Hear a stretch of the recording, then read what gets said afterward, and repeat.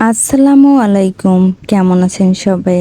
আশা করি আল্লাহর রহমতে সবাই ভালো আছেন।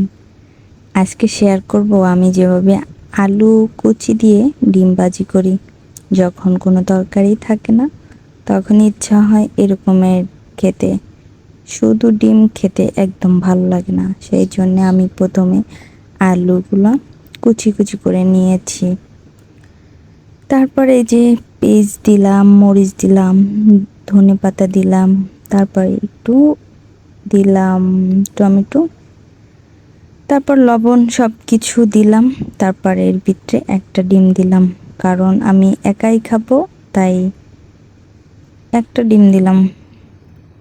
তারপরে এই যে প্যানটা গরম হলো, তারপর আমি এতে তেল দিয়ে দিলাম। যখন তেলটা গরম হলো তখন আমি ডিম যেগুলো মেখে রেখেছিলাম সেটা দিলাম। মেখে রেখেছি সেটা কিন্তু আমি খাবো তাই ওভাবে মেখে নিলাম।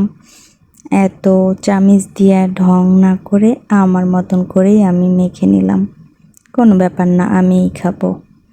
তারপরে এই যে এক সাইড হয়ে গেল, আর এক সাইড উল্টাই দিলাম, ঢেকে দিলাম যাতে আলুটা একটু সেদ্ধ হয় ভিতরে। সেজন্য দেখেন, দেখতে কিন্তু একদম পিৎজার মতন মনে হচ্ছে, তাই না?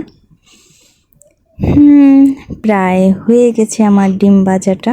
তারপর উঠিয়ে নিব, ভাজা শেষ ডিম। তারপর উঠিয়ে নিলাম। ডিমটা কিন্তু অসম্ভব মজা ছিল। আল্লাহ হাফেজ।